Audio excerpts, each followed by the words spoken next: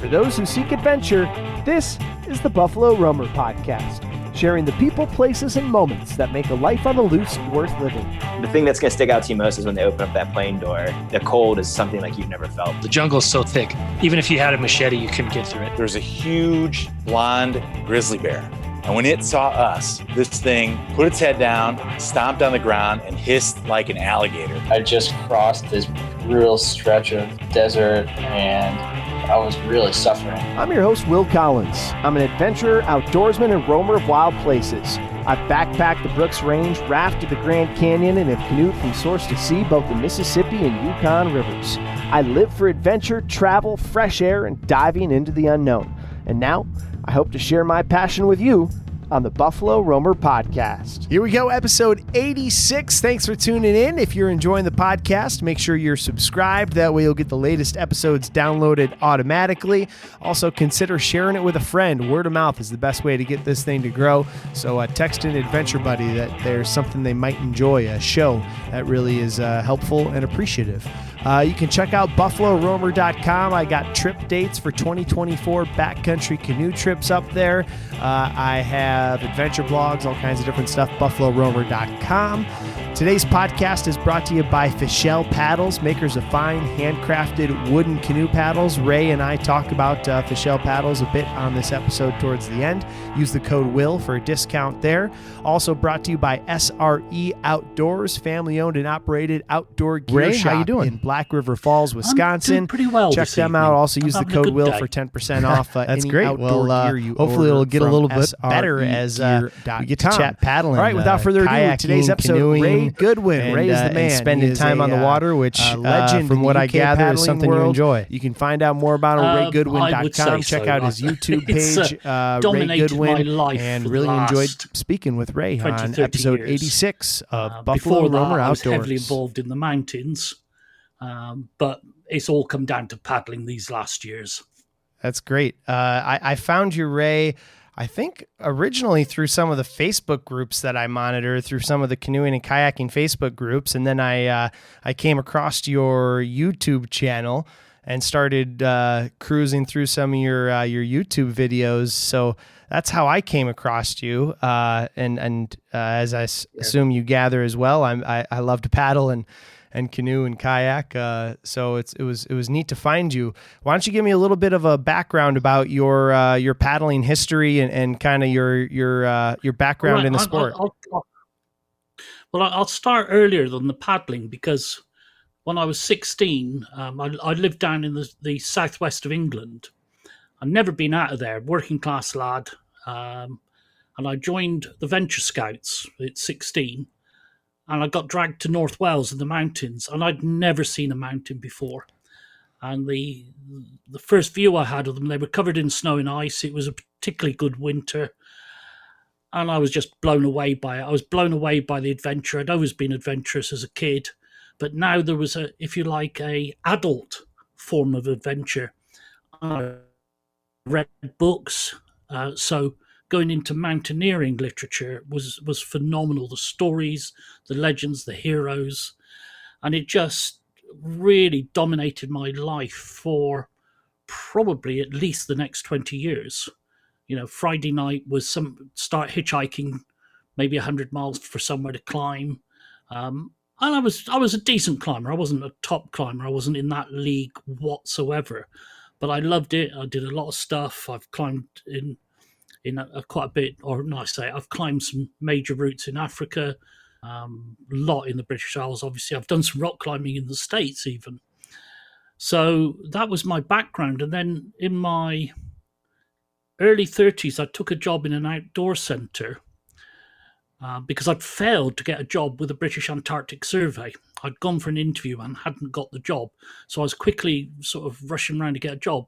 And I went to work in an outdoor centre in North Wales, the area that I love anyway. And a lot of the guys there were kayakers, both sea kayakers and whitewater kayakers, as well as climbers. And they got fed up of me dragging them out on wet days to go rock climbing, because I just went, well, it's wet. We'd just go and find something different. And they dragged me out kayaking. And I was the joke, because it was a guess of when I would start swimming down the Whitewater River. They dragged me out sea kayaking, and I loved both of them. And the sea kayaking was amazing because I'd just throw a boat on my roof on a day off. I didn't need anybody to be with me, and I could go off and have amazing adventures. The coast there is stunning. A lot of Americans come over to paddle in Britain, and particularly North Wales.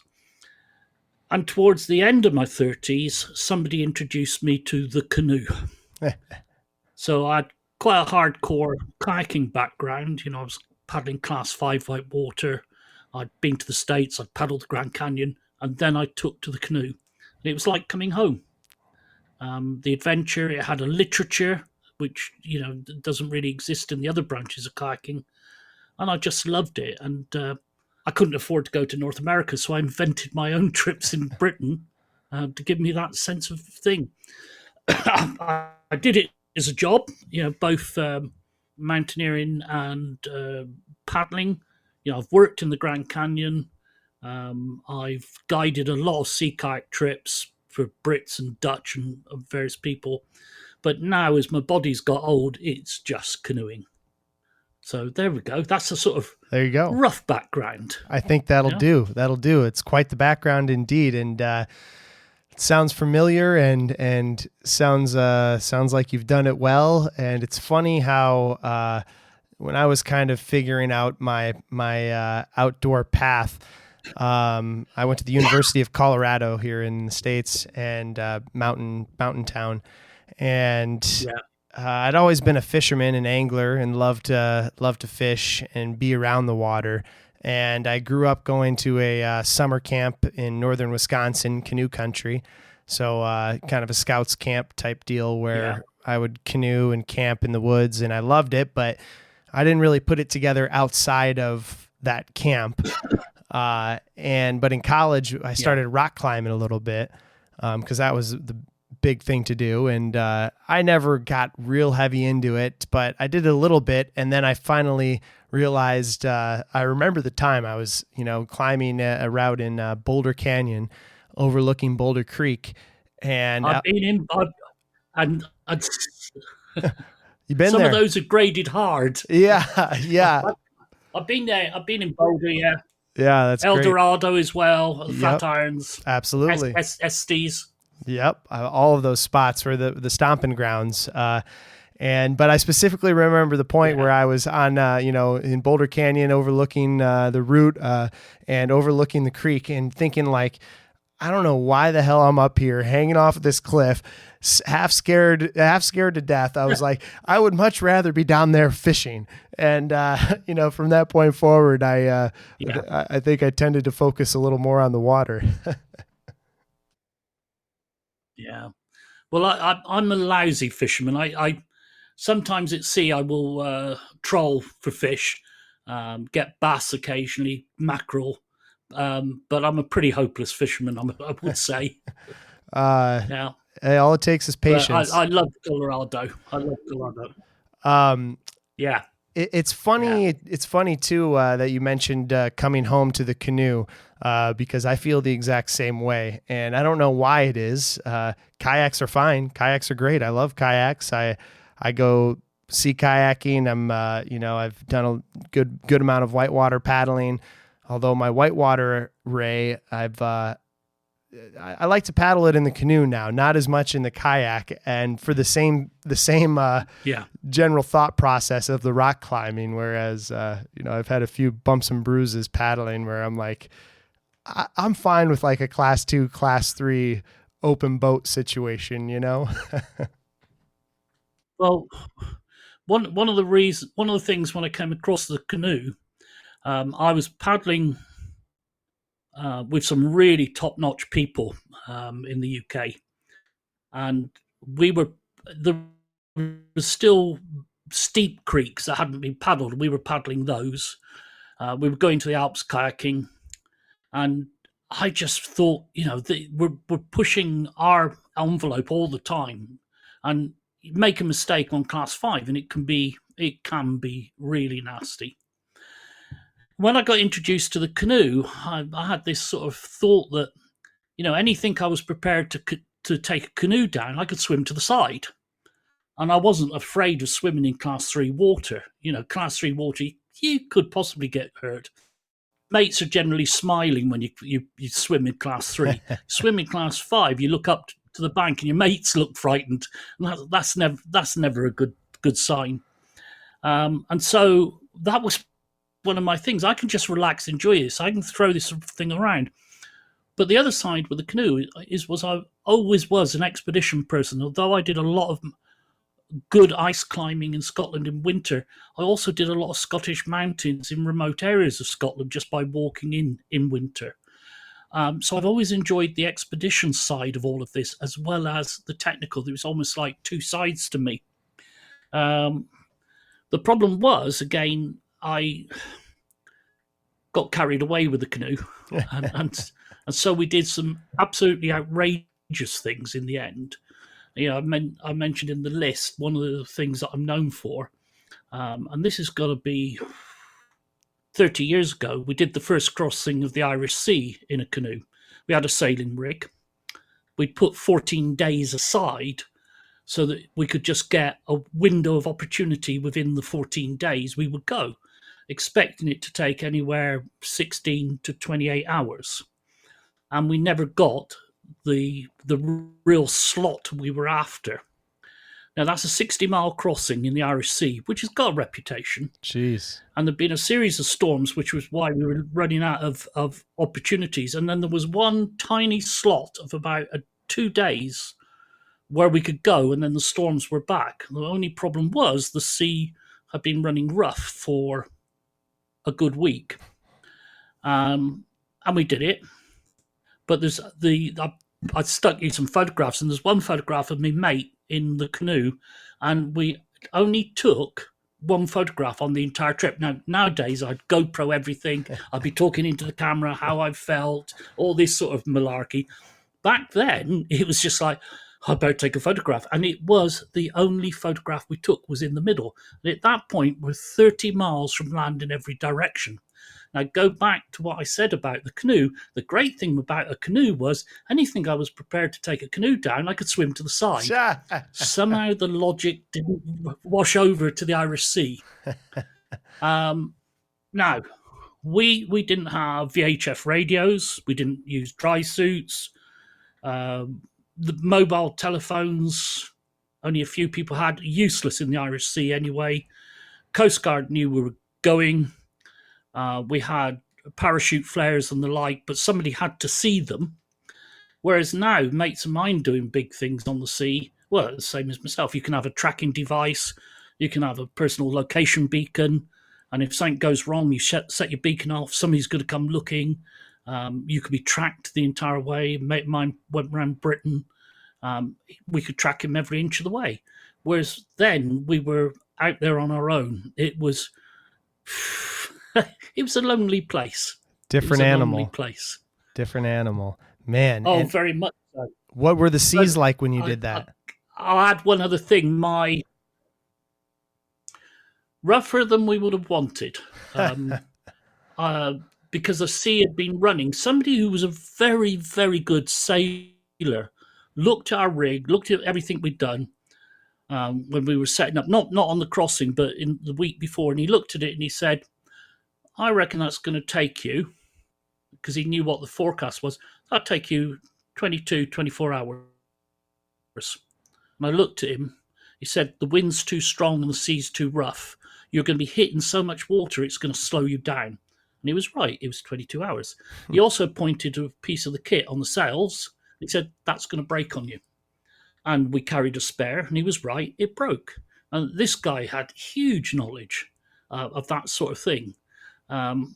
We knew what we were doing, but this guy had far more knowledge than us. What type of? But when we got back to, sorry, keep going. But then after, what type of boat were you paddling that? Like what? Like I imagine it had to be deep. It was a 17-foot. It was fairly deep. It was a 17-foot expedition canoe. Okay, so nothing outrageous, a fairly run of the mill. Yeah, I mean, the week after I did this, I was in Scotland working with novices on a simple expedition on Scottish lochs, and I put 2 novices in the boat. So, it was, one of the things, we all play games. All these things that we do are games. And there was a very important philosophically climbing article maybe 45 years ago, 40 years ago more, and it was called The Games Climbers Play. And it's a bit dated now, but it's basically climbing is a game because you decide on the rules that you play the game by. So are you allowed pitons? Are you allowed expansion bolts or British style trad? Are you sport climbing? Are you climbing an alpine peak? Are you climbing a Himalayan peak? And siege tactics. So the climber decides the level of the game. And I think that's what my game with the canoe was. I wanted to do everything in a traditional canoe. That if you took a Native American indigenous person from Canada from 200 years ago, they'd be bewildered by the material, but it would still be a boat they could paddle and understand. So that was the game I chose to play in canoe. That I would play, I would stay with the traditional boat. Wow. If I wanted to do harder things, I could do it in kayak, supposedly. But we all choose the game. There's a lot. I got into trouble. Oh, go for it. I got in trouble with my missus at the time. This is a long time back. I was going out with a lass called Jen, and we were living together, and some friends of hers were staying, and she was really quite nonchalant about me crossing the Irish Sea, and I'm thinking, this is a huge deal. But she was nonchalant, and I'd got told off for waking people up early hours of the morning one morning, so I thought, so we crossed it, because of the conditions, we could go in either direction. It didn't bother us which way we went. We would choose the conditions. And in fact, the best conditions were from Ireland to Wales. Now, that's great because the place we would be landing in Wales, I had an intimate knowledge of that coastline, tide races and whatever. So I phoned her from Ireland and said, everything's set up, we're going. Okay, great.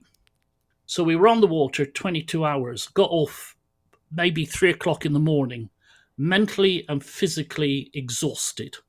And we just pulled our boat up. There was a sailing club there with all its sailing boat dinghies up on the ramps. We just crawled in between them and fell asleep.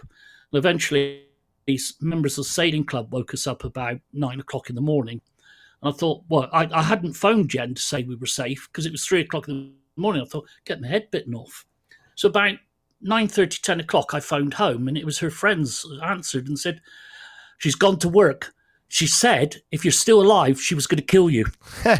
She was worried sick, but I totally misread it. I thought, yeah, you're just crossing the Irish Sea, that's fine. And actually, she was worried sick and was hiding it so she didn't put pressure on me. And I was frightened of waking her up at 3 o'clock in the morning and everyone else in the bloody house. So I didn't phone. So when I got home, I got an exceptionally frosty reception.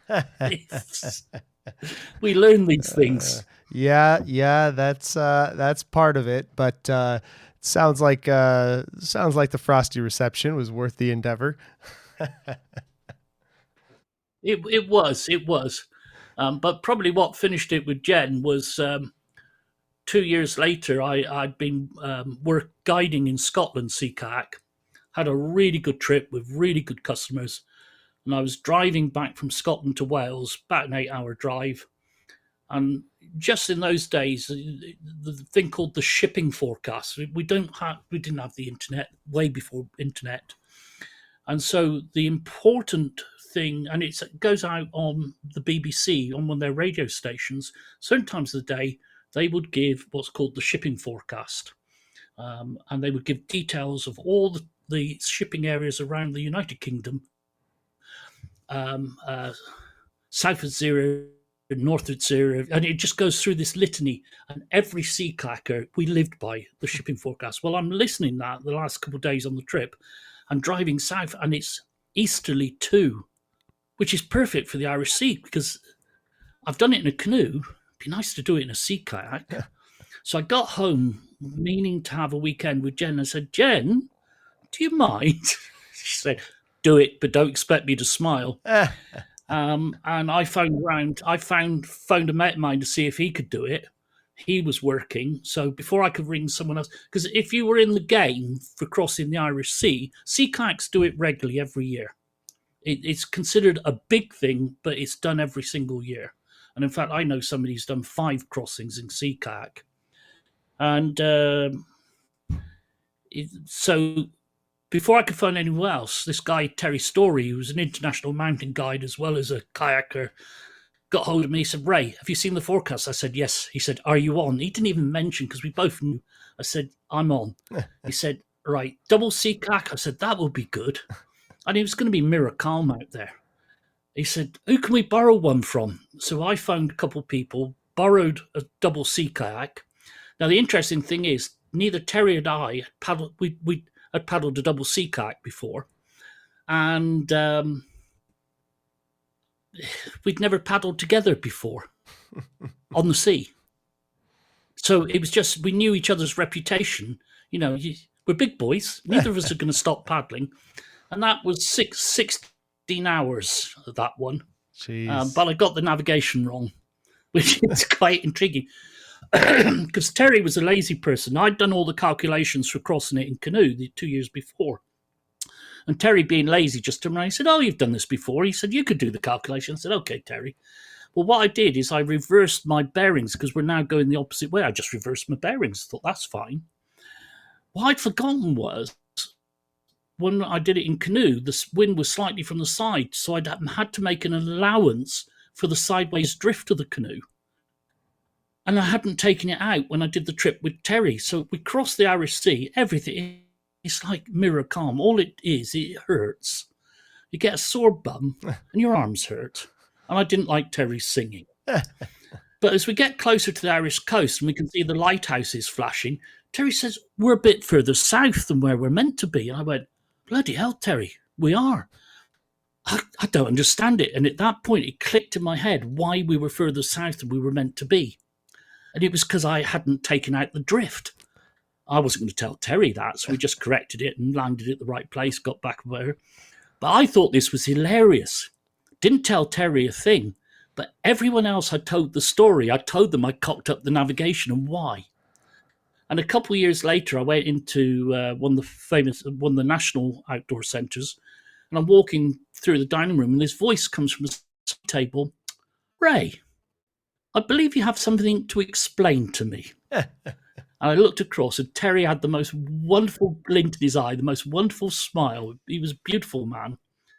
And I just burst out laughing and had to tell him the truth. I'd cocked up the navigation. And he was in stitches. That's funny. And it was good because within 2 years, he died on a rock route. Incredible guy. He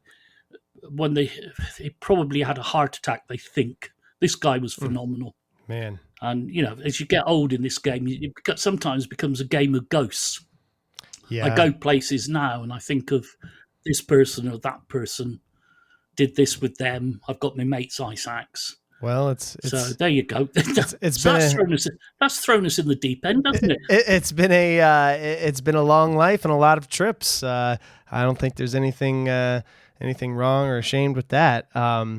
One of the things that I've noticed maybe is different. I'm interested in some of the difference between UK and US paddling and your perceptions of it. Well, I think there's a number of things. You'll find British climbers, paddlers, the lot. We go all over the world because we've got a small island. We're adventurous types. And so it's just the norm to travel and paddle and climb, sea kayak, canoe, whitewater kayak. Mates of mine have spent more time kayaking in Nepal than they have in the UK. And you just get used to those bigger things. But I think part of and I can talk about what I did in some of the stuff I'd done in the UK. First of all, in terms of whitewater and the like, I've just done a trip on like this last year, and it's going to be the last big one I ever do on that style because I have a heart issue. My knees are gone now. I'm in my 70s. I said something to my doctor. He just looked at me and said, "Ray, are you surprised?" I thought, "You bugger." That's like, thank you very much indeed. He's a kayaker. I thought, you absolute fucker. And I had to laugh because there's a truth in it. I've thrown my body around. The heart is a bit of bad luck. The knees should be expected. Yeah. But one of the things about doing things in the UK, even expeditions, is that if you write a boat off, you can walk away. Here in North Wales, I can walk to the road. I'm very rarely more than 10 minutes from a road, and that will be a decent road that has got good traffic on it. There are some places that are remote, and it's very easy to underestimate, particularly the mountains of Britain because they're low, and the rugged areas and the coastline. And there is a lot of wilderness on the Scottish coastline. But we can push it much harder than most people. So I think technically a lot of Brits are very, very good indeed, and they can push it. So it is quite normal for canoe paddlers to push it a bit and take swims. Where I've met Canadian paddlers who are decent paddlers, and their experience is phenomenal in month-long expedition. They haven't had a swim in 20 years. They just don't push the envelope like that. Whereas you look at most British paddlers, most of them swim on a relatively regular basis because we push it, because the consequence is lower. So we can do that. I mean, there are places not to push it, both in terms of conditions and consequence because of the power of the water. So I would say that's the first thing. Yeah, it's interesting what you say, and I want you to get to your second things, your other things too. But it's interesting what you said about being close to a road or just being able to get away.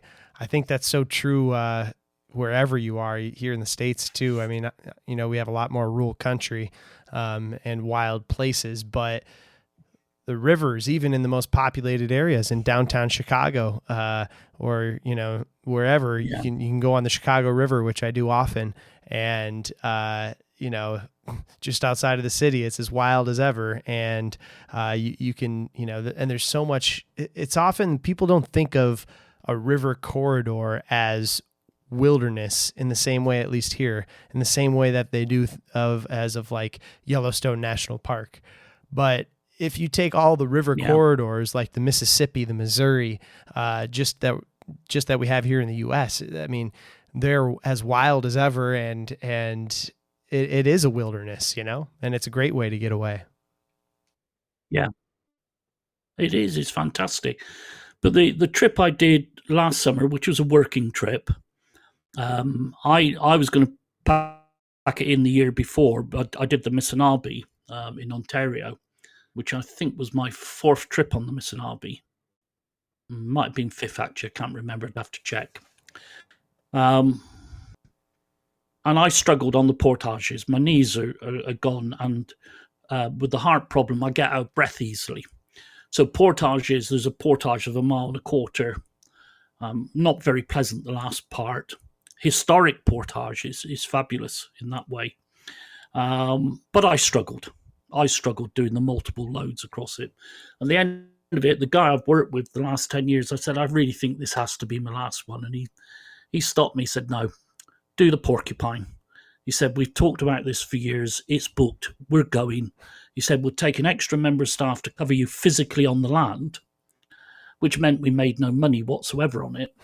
And in fact, we priced it before COVID and had the bookings before COVID. So all the prices had increased. So financially, it was a disaster. But it's one of the best rivers I've ever paddled. But they were looking after me, and the clients all knew me as well. So going across the portages, I was going across once with a reasonable size load, but I wasn't carrying canoes across. I wasn't going back for a second or third load. They looked after me really well on that side, and the white water was incredible. But that that was float plane in to the start, and it was a float plane to pick you up at the finish. So that's pretty remote in Saskatchewan. It's quite far north. Once we were dropped, we didn't see another individual until the float plane pilot picked us up. That's the next time we saw somebody. And it's getting over to, sometimes I still get Brits who don't want to be guided in North America, but they want a boost of information. And because I do the YouTube channel, because I've written a book, because I write articles all the time, they see me as a person that they will book for a couple of days, and they come up for look at some technique, but also to chat through plans and whatever. And I find some Brits, particularly the less adventurous ones, they become obsessed with technique. And one of the things I warn them, you go to Canada, particularly if I call it the more popular areas. So if you're in the States, it'd be the Boundary Waters. In Canada, it might be Temagami, it might be the Algonquin, and you're going to see a lot of other paddlers around. And I said, you're going to be shocked how bad most of them are, because a lot of Brits become obsessed with technique, and so become good at technique. There's an American friend of mine, Karts. I love him. I think he's paddled the Amazon. He's done some amazing paddles, and he's done 98% of the Yukon. He's a shit paddler. Really, his technique is poor, really poor. But he's an adventurer, so he's gone and paddled from way beyond Whitehorse in the Yukon, all the way up into Alaska, and within 100 miles or so of the Bering Sea, and then he got stopped by the winds. But I look at his technique, and I just laugh. And most Brits would laugh at him, but they're laughing most of them will laugh for the wrong reason, because he's got no technique. So they presume he can do nothing. But he's gone and done that. And the other thing that he's doing, so he's going to go this summer to finish off the last bit of the Yukon, because he really wants to finish that now. But then he's flying up to join a team that have done the first half of the Northwest Passage in a rowboat, specially built, and he's going to join them for the second half of the Northwest Passage. And I one of the reasons I love him to bits, his technique's shit, but he does these incredible things, bigger than I've done, and it's just like, come on, folks. I have to say to Brits, your technique's great, but you do have to learn very often to back off as a Brit, because what you would paddle on my local river, if you cock it up and break your boat, you walk 10 minutes to the road. Now, if you're in a remote river, particularly in Canada, that ain't going to happen. You've got to sort it. Yeah, so your technique's good, but now you've got to bring the judgment in. How about? And I'd say that's a major difference. Yeah, I hear you, and I think I could see that as well. And I think maybe just generally as well. And everybody every individual falls on a spectrum of that, right? But I'm definitely more of not as interested, just personally, even not as interested in the ins and out of the technique as much as I do like it, and I want to know the basics to accomplish what I will. But there's people who are much more technically sound than me, no doubt about that. One of the things that I've noticed, I think part of that is. Just to interrupt you, one of the things that I've noticed, I don't know if it's more used in UK paddling or some of the things that I've seen in you guys you using is sailing in your canoe. I rarely know anybody who adequately knows how to sail a canoe here, including myself. Can you walk me through a basic canoe sailing setup and how it would be done? Because basically the only time that I've done it is, holding the tarp with two paddles in the bow of the canoe, which doesn't seem to work all that well. Yeah. Well, I should have made it clear that first time on the Irish Sea, we sailed it. If you go on my YouTube channel, there is a video on how to do a basic little sailing rig. But the British coaching scheme, which is a really powerful one. So a lot of North Americans use the British coaching scheme for sea kayaking. and go the British qualification route. And there are a lot of providers in North America who can provide the British sea kayaking qualifications. Now, North America isn't interested in the kayaking qualifications or the canoe ones. When the canoe qualifications were put together in the UK, and that's before I got involved in the canoe, it was very much based off of Bill Mason's books. You know, Bill Mason, the Canadian? Yes, oh yes. The Path of the Paddle and the like. And his films. Well, I say based off his books. The films were the most significant thing probably he did. But I couldn't it wasn't like the internet now. You can pull his films down and have a look. So his books were the important thing for me. And I've always been a book person anyway. So the people who put together the scheme and the standards and the techniques followed Bill Mason. Now, in Bill Mason, he looks at improvised sailing rigs, so rafting canoes up, putting up big A-frames, and using something like a tarp to propel the canoe. And generally, you need the wind behind you, or at least from one of the quarters behind you, for an improvised rig to work. Unless you're doing a lot of lake travel, well, it's another thing, traveling with Canadians in Canada or Americans in the boundary waters, people tend to be much more afraid of windy lakes. Whereas again, it's something we play with here. That I think is a big difference in paddling cultures, because I think you're exactly right.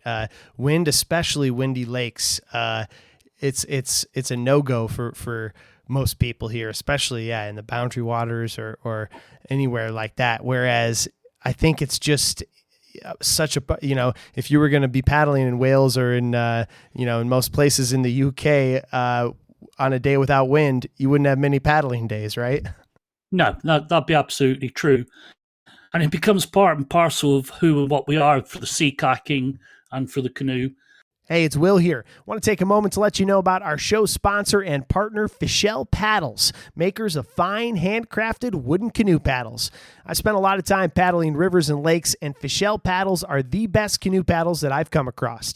I use the Ray Special model myself, and I outfit all the guided trips that I run with Fischel paddles too, because I think they're the best. Each paddle is handmade by Greg Fischel at his shop in Flagstaff, Arizona, from a single piece of wood. What I love most is the shape and feel of the paddle. Other than being beautiful and efficient, it puts less strain on your shoulders and arms than a typical paddle would, while actually giving you more control and finesse with each stroke. Plus, the shape of the blade just feels right cutting through the water. All paddles are customizable, from the type of wood, whether that's cherry, ash, or maple, to laser engravings, and my favorite, which is the leather strap that Greg pins around the shaft so that it doesn't get beat up as you run along the gunnels, prying off or doing the J-stroke in the back of the stern there. So go get yourself a Fischel paddle now and feel the difference. Use the code WILL at checkout. That's WILL to get a free wooden paddle hanger with any paddle purchase. That way you can show off and organize that new handmade paddle. Check them out at FischelPaddles.com. That's FISHELL paddles.com. Fischel Paddles, handcrafted wooden canoe paddles. Hey, it's Will here. Want to take a moment to let you know about today's sponsor, SREgear.com. SRE Gear is a family-owned and operated outdoor gear shop in Black River Falls, Wisconsin, and they have everything you need for your next adventure. Whether you're camping, backpacking, hiking, paddling, or just getting out there and exploring, SREgear.com has the gear you need to get you to those places you love. I recently picked up a new Garmin InReach from SRE. I needed a new communication device for the guided canoe trips I've been leading, and after talking through a few options with the owner, Nick, there, he helped me sort out what I needed and get squared away. And that's one of the things that sets SREgear.com apart, is the unbeatable customer service. Call or email with any questions, and you'll talk with the owner, Nick, or someone there close to him. So before you go and buy any outdoor equipment from a big box store, be sure to check out family-owned and operated SREgear.com, and be sure to use the discount code WILL at checkout for 10% off your first purchase. That's discount code WILL at checkout for 10% off. SREgear.com. Great gear, great prices, unbeatable customer service. Also, the scale. I mean, Scotland's different.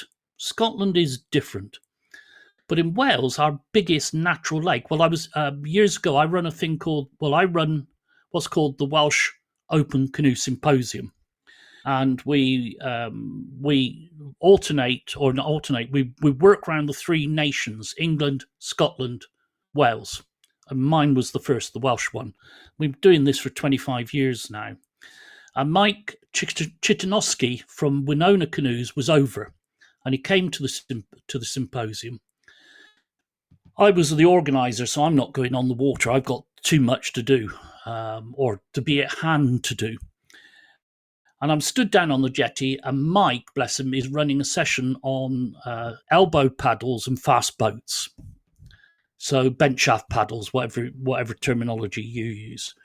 And it's interesting going to the boundary waters. Most people who are canoeists, that do it as a thing, in the boundary waters, everybody uses Winona boats generally and bench shaft paddles. Yeah, that's just how it is.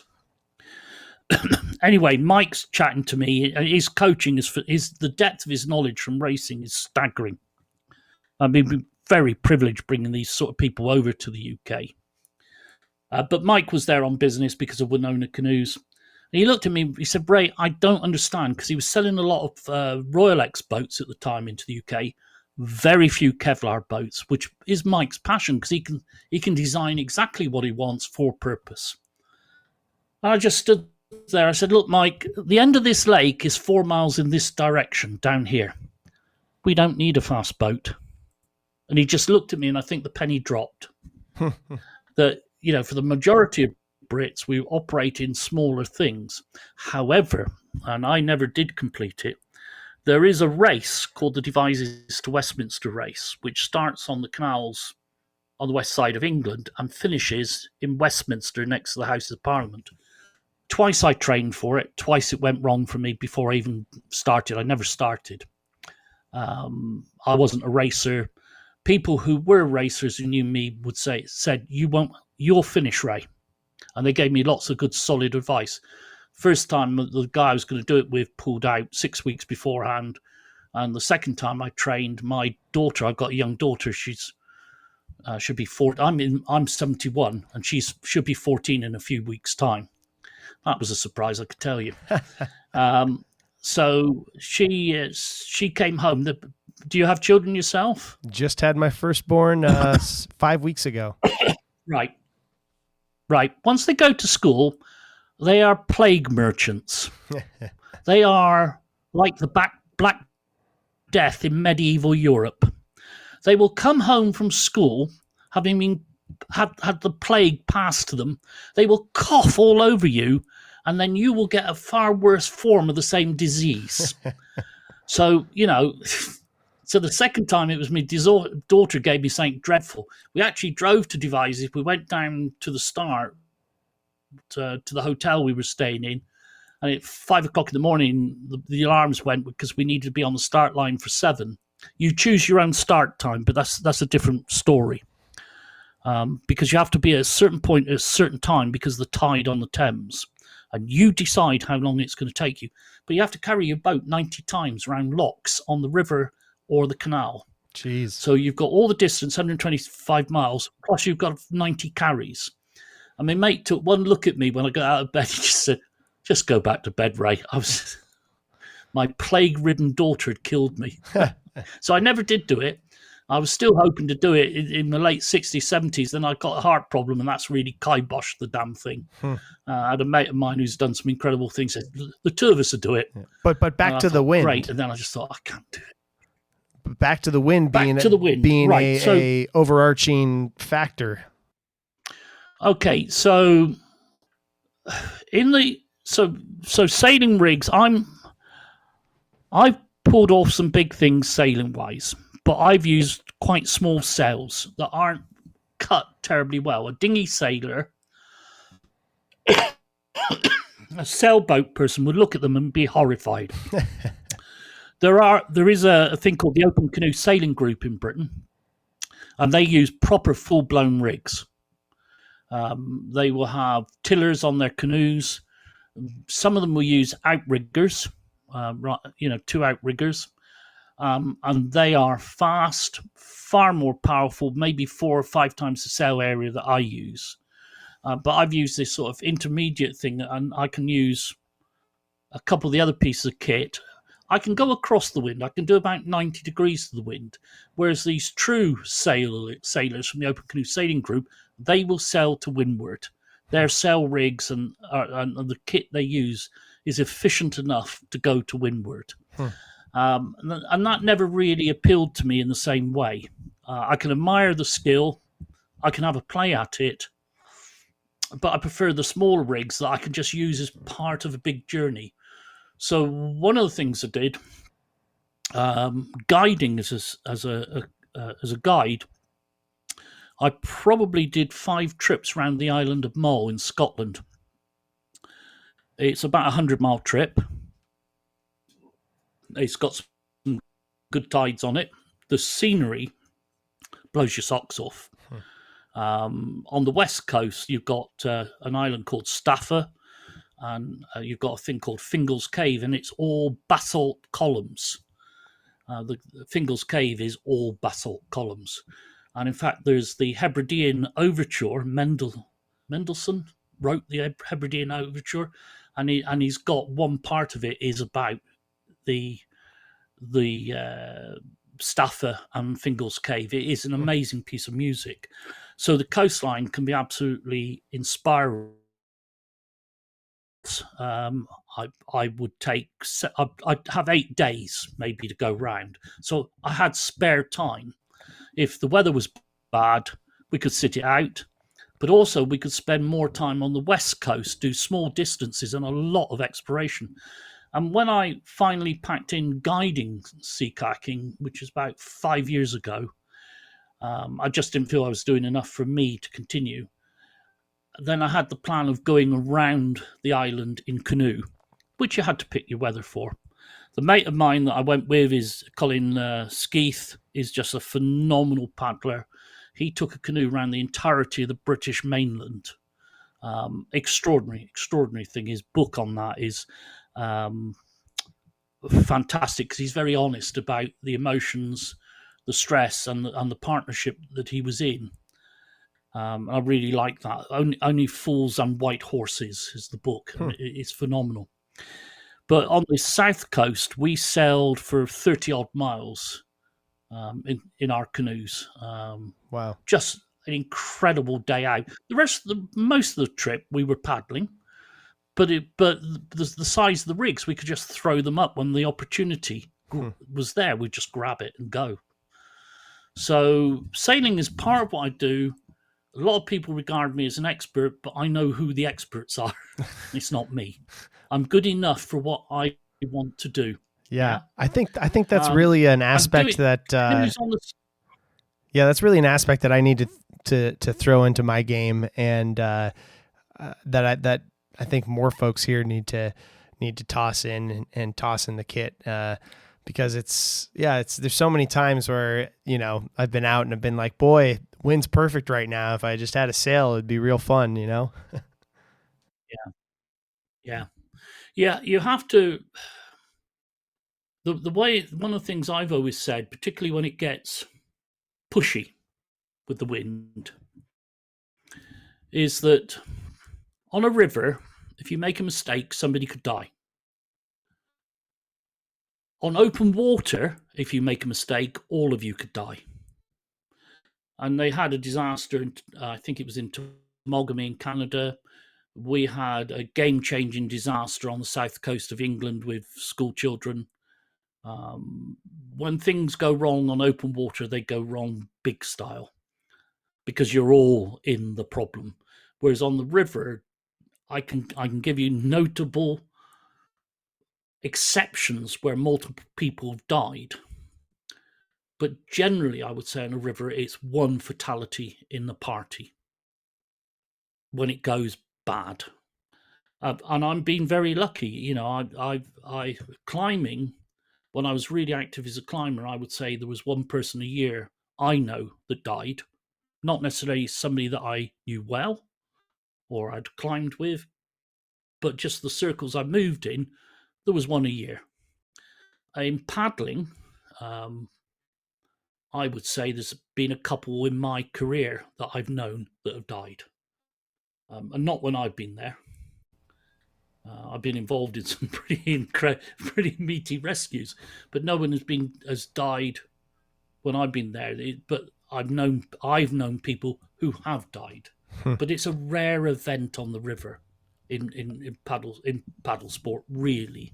Of all of your trips and all of your travels, is there one trip, maybe outside of the Irish Sea, since we already touched on that comes to mind that sticks out to you, or are there a couple trips that stick out to you as kind of the the ones that you really stick with you? Grand Canyon in kayak. Wow. Grand Canyon in kayak. It's just, but you've got to go for the scenery. You don't go for the white water. I mean, 98% of the Grand Canyon is flat water. When did you do the white water? Can be very good indeed. When did you do it?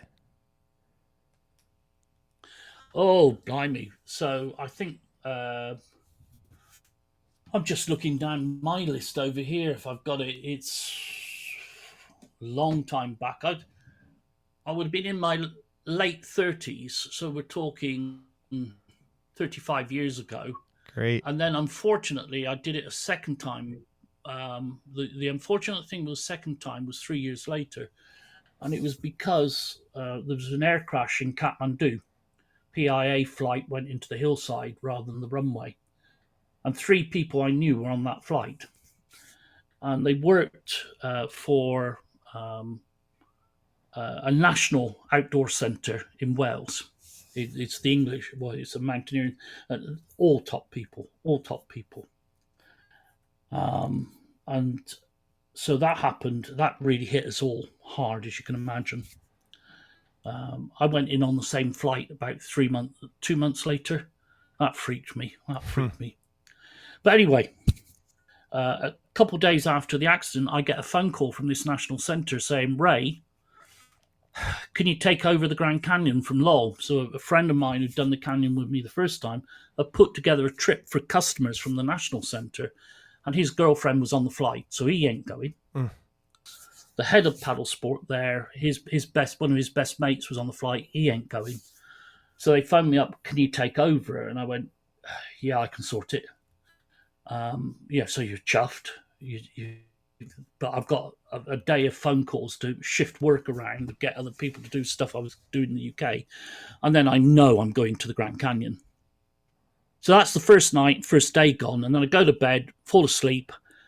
About 2:00 in the morning, I sat bolt upright in my bed, went, "Oh, shit, I'm being paid for one of the best trips in the world because 3 people I know are dead." Oof. Yeah, it was a good trip. It was a good trip getting it done a second time, and I was being paid. But coming back across the Atlantic, I flew out of Phoenix, and it was a jumbo jet, and it was pretty empty because nowadays it's very rare you get a lot of room on a plane. Those big central rows of seats on a jumbo. I had three rows to myself. And the hostesses were coming round, the stewards were coming round, and it's the only time I can say I got rat-assed on a flight. They kept feeding me gin and tonic. I needed to get it out of my system. Rat-ass makes sense to you? I presume it's not an American term, but I think no, it's not. But I followed along. Yes, I've been rat-assed once or twice myself. Yeah. Well, I was rat-assed on the flight. Because it'd been a hard trip. It was quite a hard group to work with. How about the Grand Canyon as a whole, though? It's just amazing, isn't it? I did it 26 days rafting in 2018. Wow. And so you went all the way down across Lake Mead, is it at the bottom? No. What's the lake at the bottom? We took whatever it is anyway. Yeah. It's 24 days, I think it was. But yeah, we started at the top and rafted it all the way down, and just absolutely, as you said, absolutely amazing, stunning. And this was just coming off of, I had just paddled the Yukon River, the entire length of the Yukon, that the summer before. It was in October when I to the Bering Sea. To the Bering Sea, yes. Wow. I am really impressed. I had just come off of that trip, 70 days, just with one other person. The summer before that, I did the Mississippi River, the entire length of the Mississippi. And so I was pretty well versed in like solo and now I'm I was pretty well versed in solo and like Can small I interview group. you now? Yeah, please. But the I don't know how you found it, at least, but my group, it was just completely different because we weren't kayaking and we weren't canoeing, which was out of my realm. We were whitewater rafting, and it was a group of like 16 of us, which is just a completely different dynamic than all of the other trips I've been on. And it was just absolutely fabulous. You know, with the rafts, you can literally take the kitchen sink, and it was just you know, it is hard fresh to food. Yes, fresh food. And I mean, just the power of that place is something else, isn't it? It is. And somebody told me you go for the canyon. You go for the canyon, just the atmosphere, the whole things. But I'm really impressed with this Yukon and Mississippi. I'm really impressed by that. That's you wonderful. bet. And that's what I've not had. I've not had the time to do things like that. You know, because I was what we Brits call self-employed. I ran a small business, and in the end, I decided I didn't want to employ other people. It was too much hassle because what I worked for was to have the fun. I needed to earn money to have a bit of a pension, have a house that I liked. So I never had a lot of time.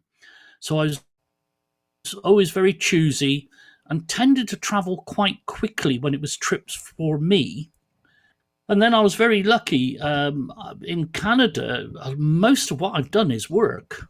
And most of the sea kayaking I've done in Scotland was work. And I was very fortunate with the sea kayaking because I guided a lot for Dutch sea kayakers. And I was always, one of the things I learned from the Grand Canyon.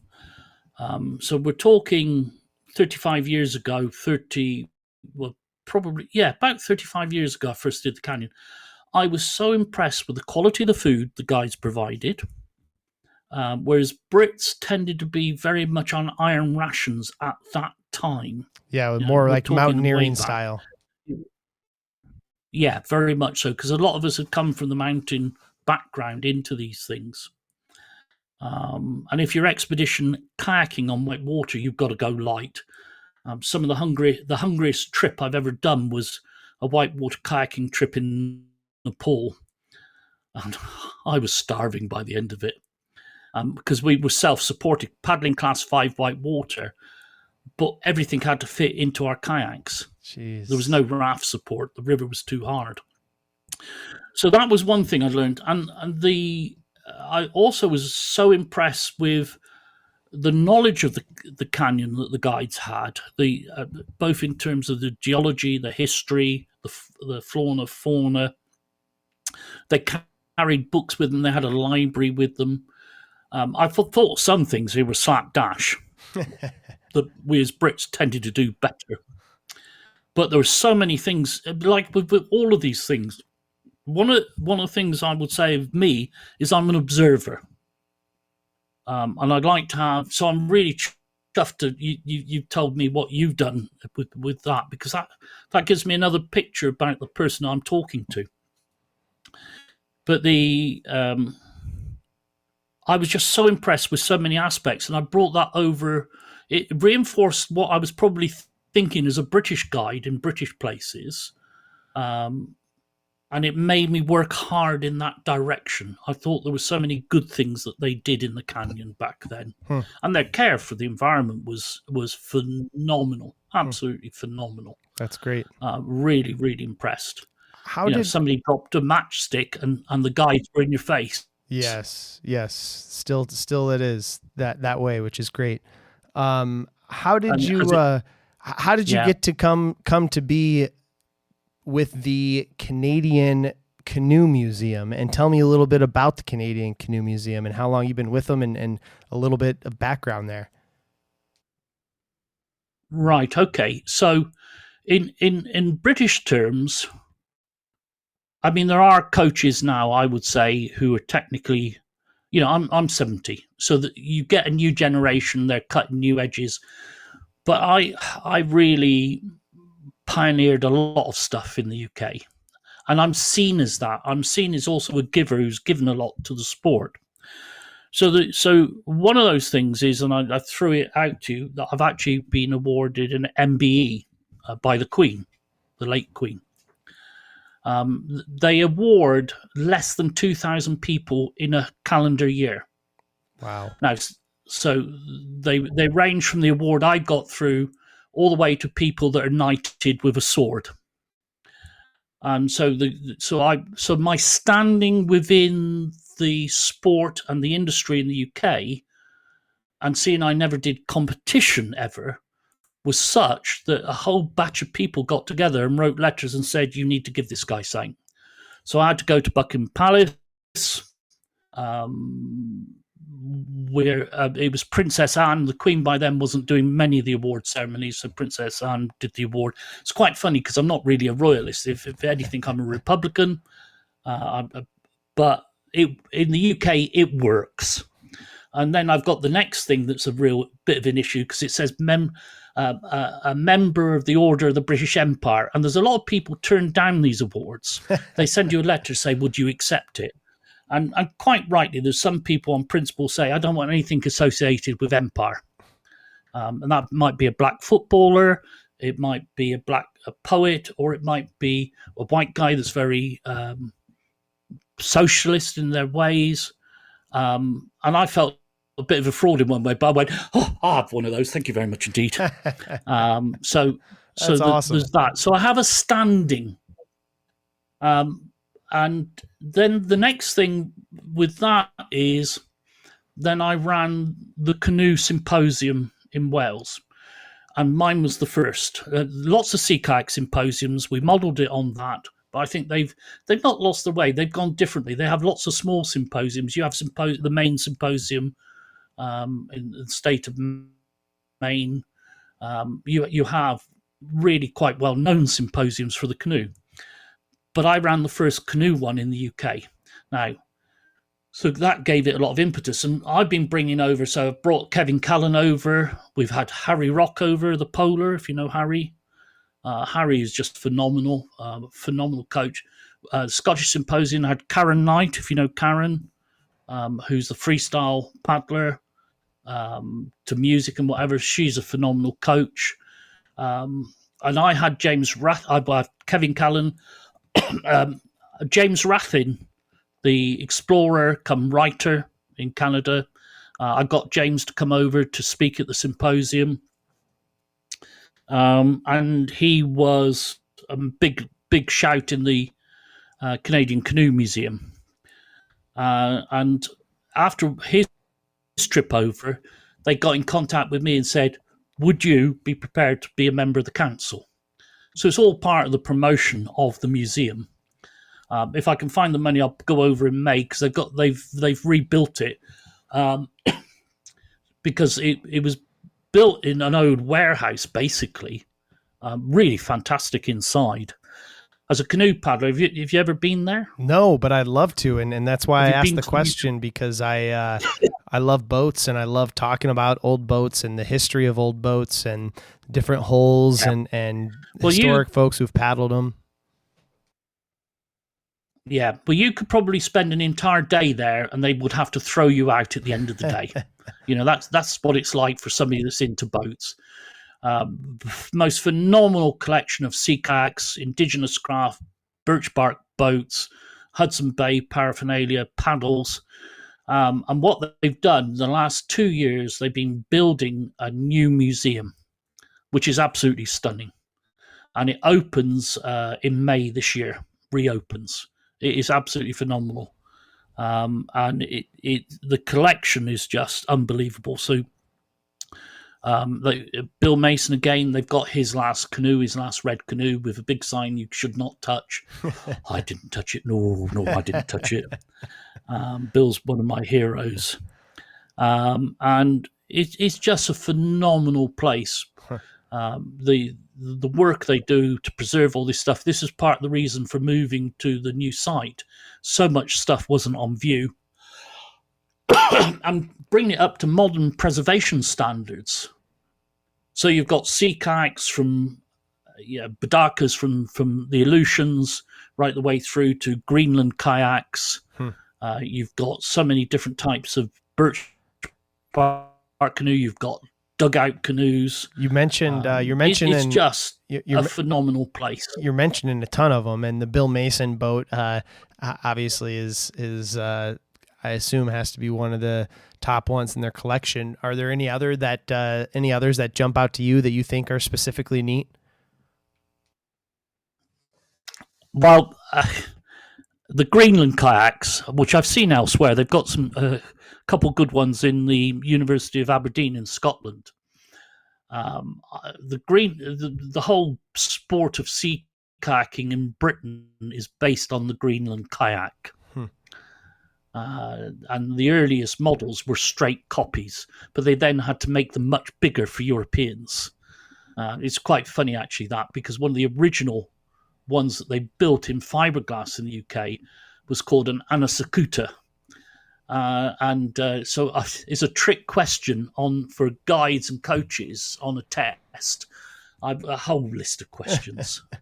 But it was a trick question. I would say, what language is Anasakuta? Because they all knew the boat. And they'd all come out with, it's Eskimo, whatever. It's actually Latin. Anasakuta is pointed bum. Anus, anus, acuta, pointed. And it's the Latin name of a pintail duck. Oh. And the ends are pointed. So actually, when they made a bigger version of it, they called it the pintail. But it was a lovely trick question. You'd catch everybody out. I'd never found anybody that knew it was Latin. They all presumed it was Greenland. So some of the Greenland kayaks are phenomenal, but the birch bark canoes, yes, just for me, it's the dream. It's the dream. Have you ever paddled one? And I sent you one of the photos. Yeah. One of the photographs I sent to you was me paddling a brand new birch bark canoe. Wow. It was on its second day on the water. What is that like? I was filming with the BBC with a man called... Well, it's interesting. It was built by a guy called Ray Mears, who was running a bushcraft series on BBC Two. And it became, you get a couple million people watching every episode of his series. And I knew Ray back in those days, and he invited me to Canada with him. But we were going to paddle a section of the Missinaba. But what he was going to do was build a birch bark canoe with Pinnock Smith, who is an indigenous builder of canoes. But they had a problem with the birch bark. It wasn't great quality, so it started cracking in the heat. They made a mistake.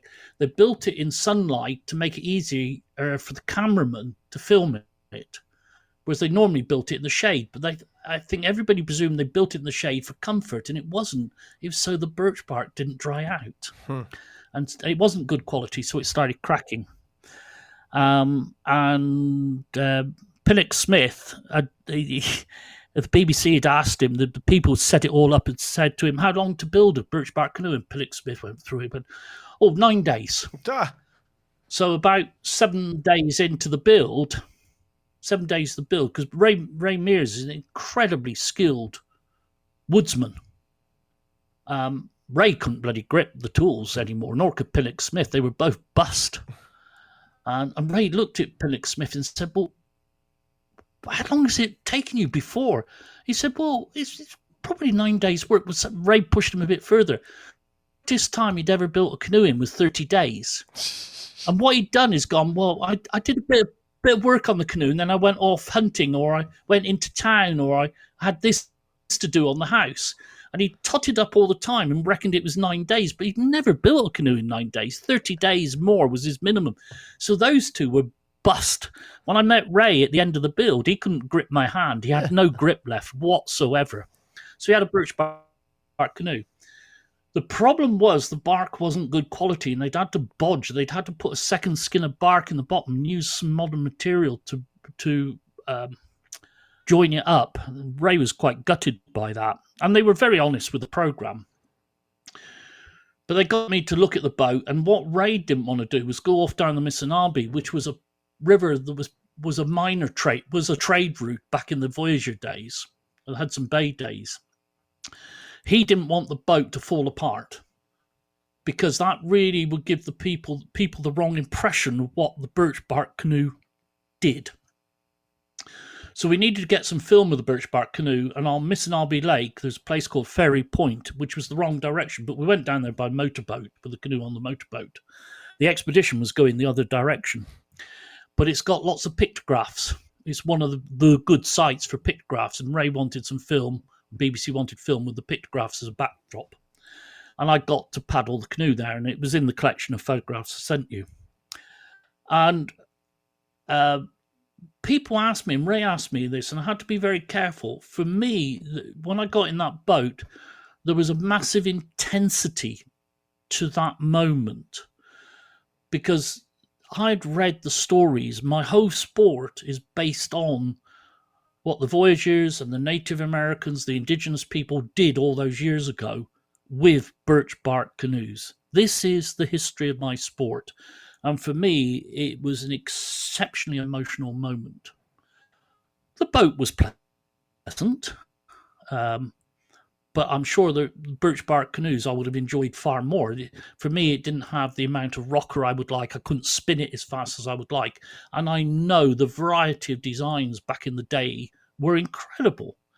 So it was an emotional experience rather than this is a wow moment. Right, I've got into plastic boats that I've loved, but I've also got into because he didn't take that, Ray, they got Ray a cedar canvas prospector.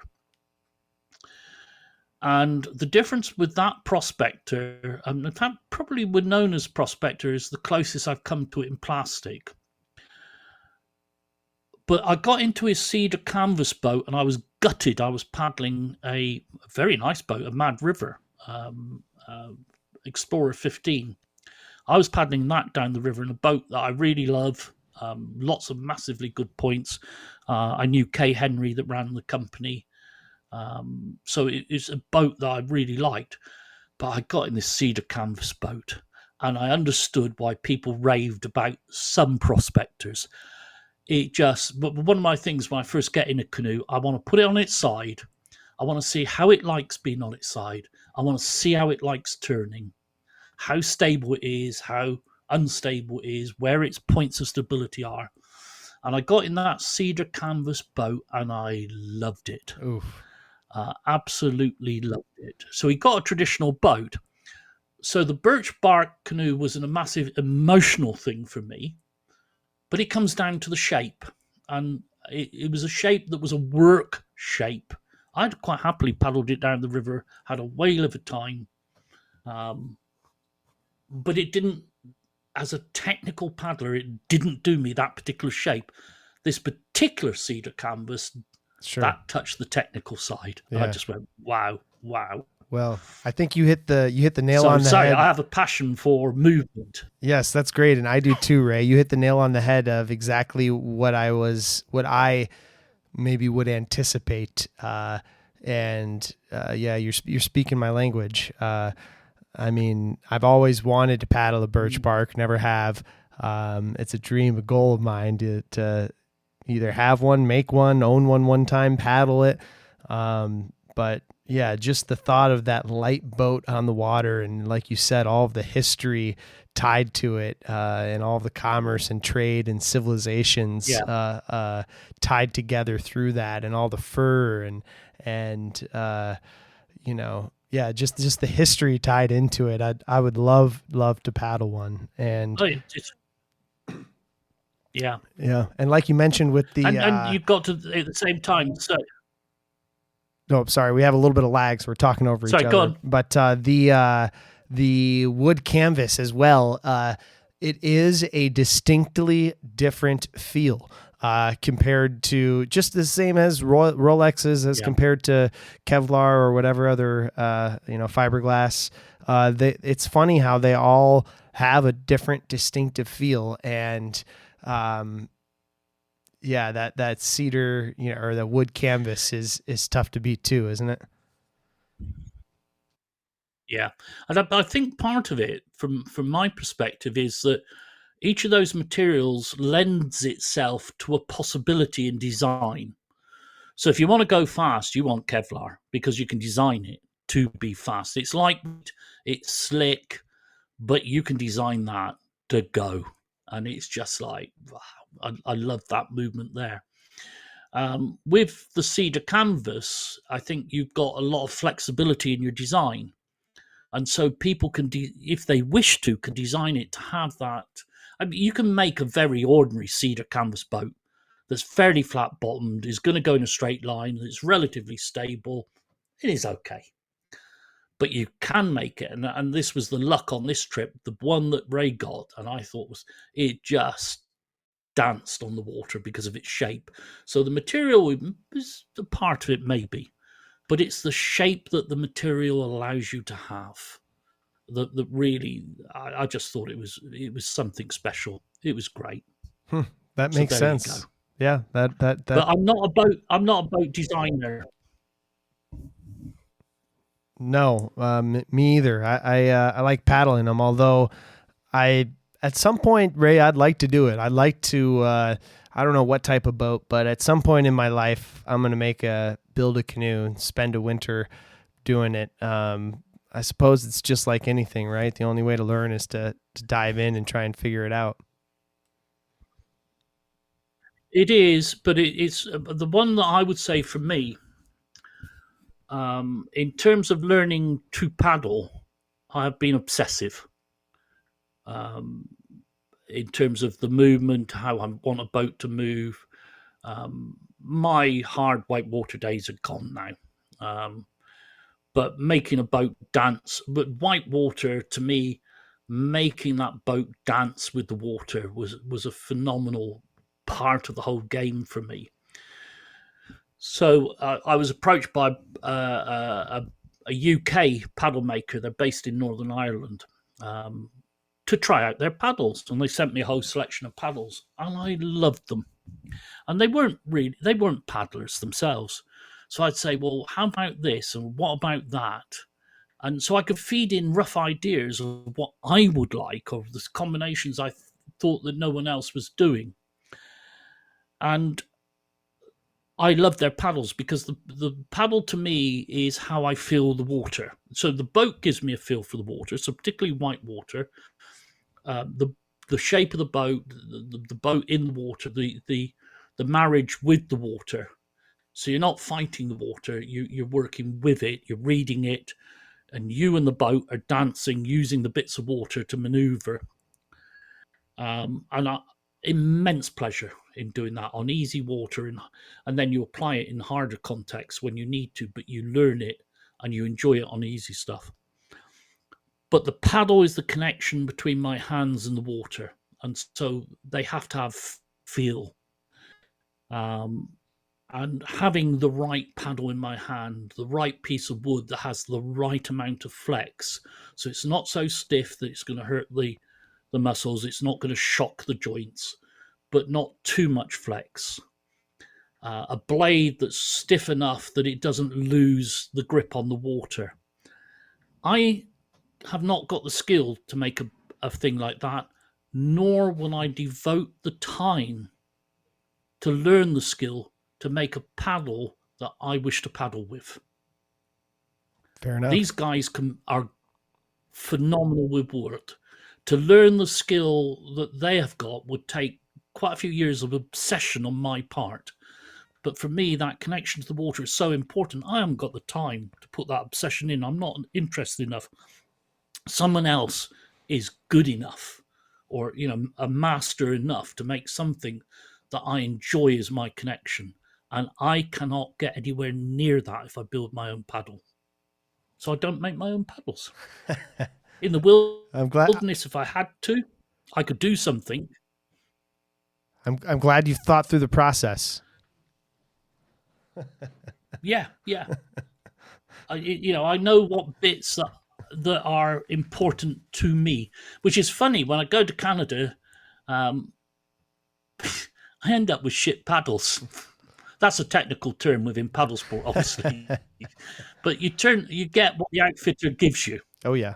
and they're normally pretty shit. So yeah, I'll just make do with that. It's not economic sense to transport paddles across the Atlantic. Yeah, it's funny. I think here there's a big Airline. I don't think paddle as a general here in the U.S. I don't think paddle.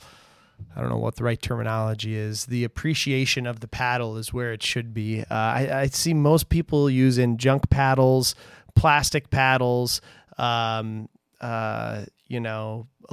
shaft paddles, big blades, where there it is, as you so eloquently put it. It is like the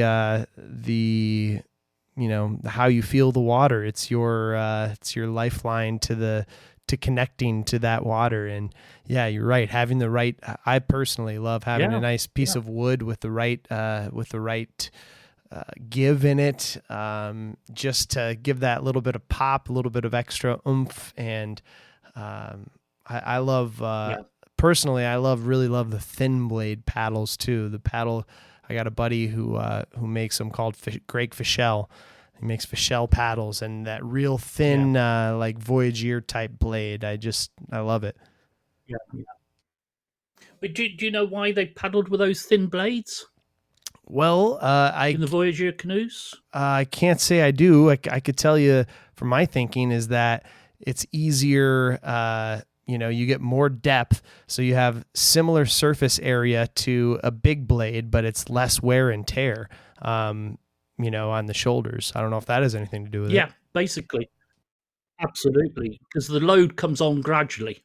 Yeah, exactly. Comes on gradually. So the when you're paddling 16 hours a day, you need to not damage the tendons, the joints, the muscles. And so it's a long, thin blade. So the force comes on gradually onto it. Yeah, 100%. But the stern paddler is paddling with with a big wide beaver tail paddle, because they need to, the moment they drop that paddle in the water, they need steerage. And the bow paddler had one of the thin blades and a beaver tail paddle as well.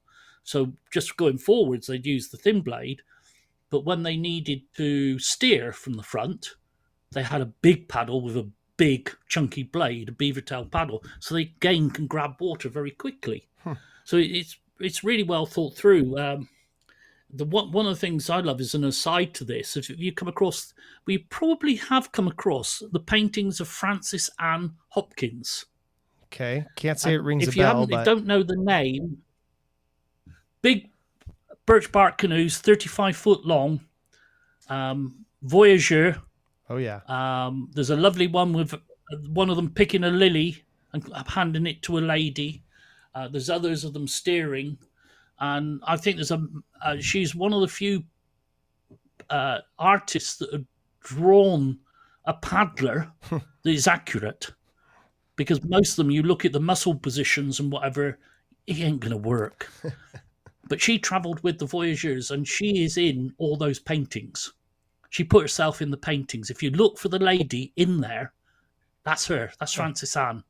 And she's with her husband, who was a factor with the Hudson Bay Company. And I just love her stuff. I think her stuff is phenomenal. Absolutely amazing.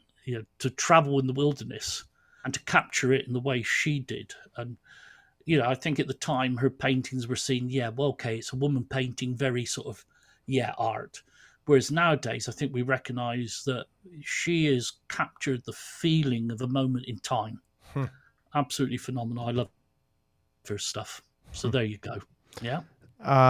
Ray, I think we'll wind her down here. I hope we can reconnect sometime and do this again, because I feel like we could chat paddling and canoeing for hours. Yeah, and we'd scrape the surface, I think. But, I think so. But I always enjoy these conversations. And lovely to find out what you've done yourself. That's got me in awe, to be honest. That's brilliant. That's great. Brilliant. That's great. Yeah. But thank you very much for having me on the podcast. I look forward to listening to it. Great. Anything else? Interesting what reaction we get from it. Anything else we didn't touch on that you'd like to close with?